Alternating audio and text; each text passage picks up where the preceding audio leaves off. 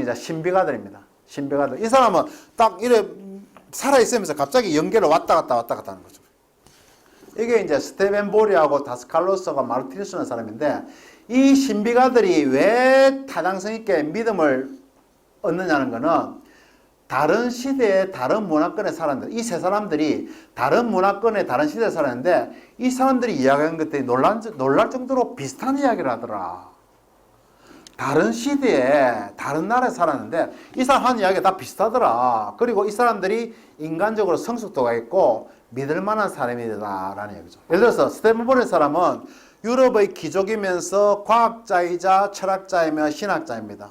특히 자연과학 분야에서는 뉴턴과 같은 최고의 반열을 이루는 사람입니다. 이 스테븐 보리 이 사람이. 이 정도의 사람이 이야기하니까 사람들이 믿는 거죠. 이 사람은 연계를 마음대로 드나들었다라고 이야기합니다.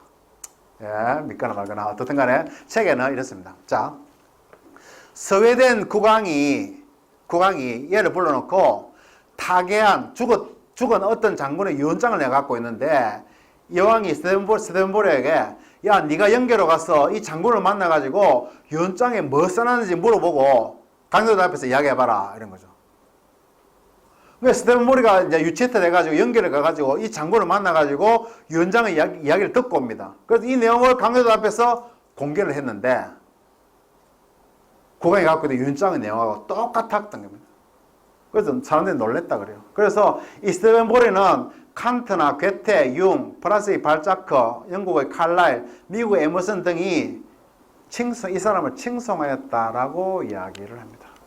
그런데 다스칼로스, 앞에 스테븐 보리고 다스칼로스, 이 사람은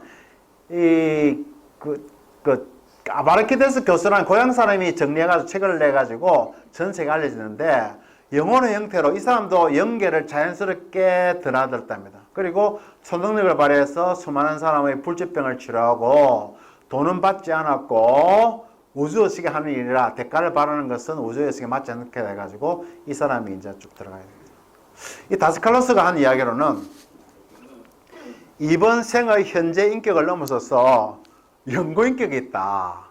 이 인간이 경험했던 모든 것은 영구인격에 저작되고, 이 모든 것의 근원인 절대영과 하나가 될 때까지 환생을 거듭한다. 이 사람이 환생을 이야기하면서 이번 생과 인격을 넘어서서 영구인격이 있다고 주장을 하게 됩니다. 덴마크의 마르티누스는 이 사람은 이제 평범한 사람이었는데 신지학에 대한 책을 읽고 갑자기 명상하면서 갑자기 신비체험을 하게 됩니다.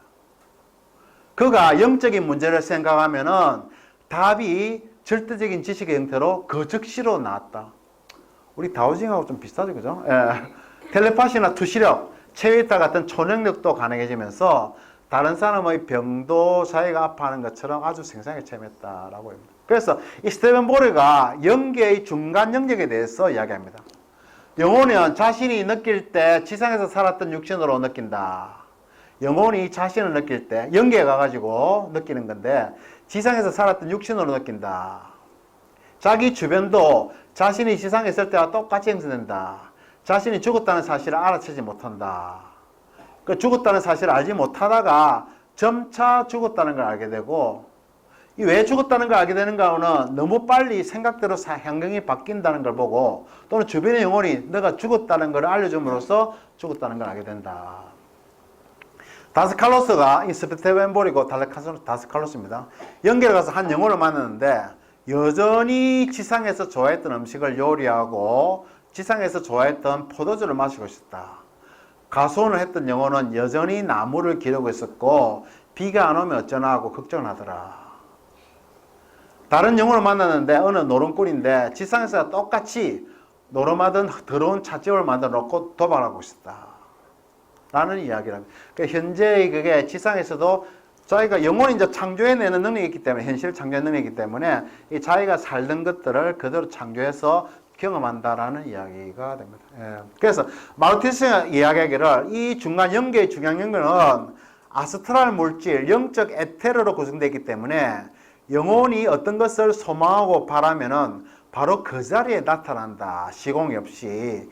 이 영혼의 능력은 초물리적인 광선, 파동의 움직이로 구성되어 있고, 그래서 이 영역에서는 모든 것이 원하는 대로 이루어진다라는 이야기입니다.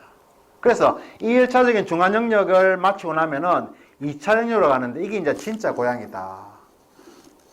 자기가 죽은 걸 알고 다시 그 다음으로 떠나는 거죠. 그죠? 2차 영역으로. 지상은 결코 고향이 아니다. 지상은 결코 고향이 아니다. 지구상에 사는 것은 결코 고향이 아니다. 단지 거쳐가는 곳일 뿐이다. 우리의 베이스 캠프는 지상이 아니라 상층에 있는 영계 영역이다. 지상에서 죽는 것은 자신이 왔던 대로 돌아가는 것이기 때문에 기뻐할 일이지 결코 슬퍼할 일이 아니다. 그래서 이 지금 스테벤볼이나 마르티리스나 다스칼로스의 이 신비가들의 설명이 앞에 체면으로 연결 탐사하는 그 마이클 뉴턴의 내용들하고 거의 비슷하죠. 그죠? 시대가 다르고 다른 연구 방법이나 다른 조사 방법을 택했는데 그래서 큰 틀에서 일치하더라라는 게 우리가 살펴본 내용입니다. 연계에서는 두 영혼이 서로 진동이 다르면 만날 수 없다. 빛의 밝기나 빛의 에너지 가지고 서로 레벨이 다른데 거기서 서로 진동이 다르면 연계에서 두 영혼이 못 만난다.